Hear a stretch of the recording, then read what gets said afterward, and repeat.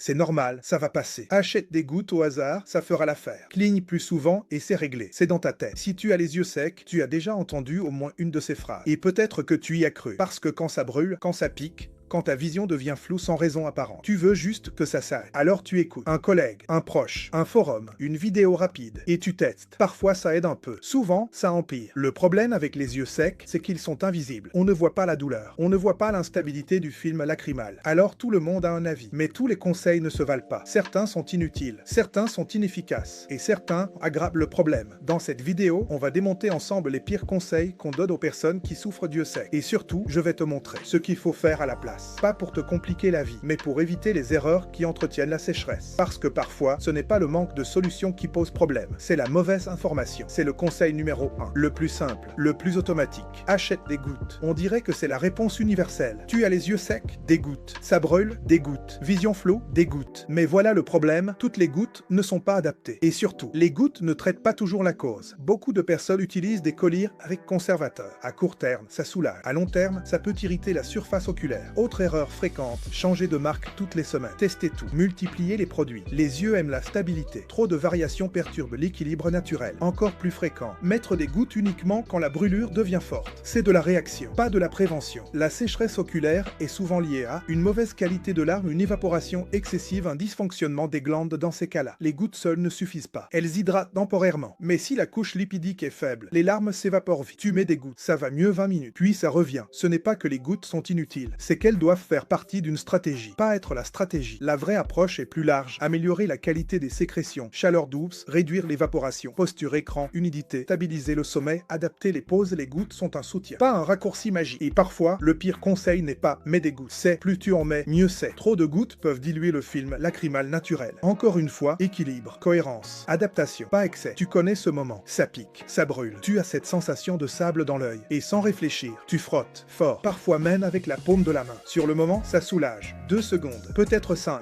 mais en réalité, tu viens d'aggraver le problème. Pourquoi? Parce que frotter les yeux augmente l'inflammation, fragilise la surface oculaire, dérègle encore plus le film lacrymal, la surface de l'œil est extrêmement délicate. Quand elle est déjà sèche, elle est encore plus vulnérable. Le frottement crée une micro-irritation supplémentaire. C'est comme gratter une peau déjà sèche. Tu crois aider, tu entretiens. Autre problème, le frottement stimule une libération d'histamine. Donc plus tu frottes, plus ça peut démanger ensuite. C'est un cercle, et parfois, ça devient presque automatique. Stress égale frottement, fatigue égale frottement, concentration intense égale frottement. Alors qu'est-ce qu'on fait à la place? Première alternative, clignement lent et complet. Ferme les yeux doucement, appuie légèrement les paupières, maintiens 2 secondes, relâche, répète 5 fois, ça relance la lubrification naturelle. Deuxième alternative, si vraiment ça brûle, utilise une compresse tiède quelques minutes. La chaleur détend, elle stimule les glandes, elle apaise sans agresser. Troisième solution, si la démangeaison est fréquente, pose-toi la question, est-ce que ton environnement est trop sec? Est-ce que tu passes trop de temps sans pause? Frotter, c'est un symptôme, pas une solution. Et plus tu remplaces ce réflexe par un geste intelligent, plus tes yeux se stabilisent. C'est normal. Tu es fatigué, c'est tout. Ça arrive à tout le monde. Oui, la fatigue oculaire existe, mais ignorer des signes répétés, c'est souvent ce qui transforme une gêne passagère en problème chronique. La sécheresse oculaire commence rarement fort. Elle commence doucement, vision légèrement fluctuante, picotement en fin de journée, sensation de lourdeur. Si tu ignores ces signaux, le film lacrymal devient de plus en plus instable. L'inflammation s'installe, les glandes fonctionnent moins bien, et là, tu entres dans une spirale. Plus de gêne, plus d'irritation, plus de dépendance aux gouttes. Le pire conseil ici, c'est de banaliser. Parce que banaliser retarde l'action. Et plus on agit tôt, plus c'est simple. La solution, observer, pas paniquer. Observer quand les symptômes apparaissent-ils. Le matin, le soir, après combien d'heures d'écran. Cette observation change tout. Ensuite, ajuster. Pause visuelle régulière. Clignement conscient. Routine du soir. Sommeil stable. La sécheresse n'est pas juste dans la tête. Elle est physiologique. Et la fatigue chronique amplifie tout. Moins tu dors, moins la surface oculaire récupère. Moins elle récupère, plus elle devient sensible. Ignorer, c'est accumuler. Agir tôt, c'est éviter que ça s'installe. Celui-là, il est intéressant parce qu'il n'est pas totalement faux. Oui, l'hydratation générale joue un rôle. Oui, boire trop peu peut aggraver la qualité et l'âme. Mais croire que boire 3 litres d'eau va régler une sécheresse oculaire chronique, c'est simplifié à l'extrême. Le film lacrymal est composé de 3 couches. Aqueuse, lipidique, glucine. La plupart des sécheresses modernes sont liées à un problème d'évaporation, pas uniquement à un manque d'eau. Si la couche lipidique est déficiente, les larmes s'évaporent trop vite, même si tu bois correctement. Donc oui, hydrate-toi, mais ne t'arrête pas là. Pose-toi ces questions. Tes paupières fonctionnent-elles bien? Fais-tu des compresses tièdes? Clignes-tu suffisamment? Ton environnement est-il trop sec? Parce que si tu bois plus, mais que tu passes 9 heures sans pause écran, le problème reste entier. Autre piège, boire énormément le soir. Résultat, sommeil fragmenté, moins de récupération nocturne. Et on revient au cercle. La bonne approche est équilibrée, hydratation régulière, routine chaleur pour les glandes, pause visuelle, sommeil stable, OM. Mais elle ne remplace pas la stratégie globale. C'est comme arroser une plante sans s'occuper du sol. Ça aide un peu, mais ça ne suffit pas. Celui-là, il est dangereux parce qu'il ferme la porte. C'est l'âge. C'est normal après 40 ans. C'est hormonal, tu n'y peux rien. Oui, l'âge influence la qualité des larmes. Oui, certaines périodes hormonales modifient l'équilibre oculaire. Mais non, ce n'est pas une condamnation. Avec l'âge, la production aqueuse peut diminuer, les glandes peuvent devenir moins actives, l'inflammation peut être plus fréquente, mais ce n'est pas figé. Ce qui change avec l'âge, c'est la sensibilité à l'environnement. Les yeux deviennent moins tolérants, donc ils demandent plus d'attention, pas plus de fatalisme.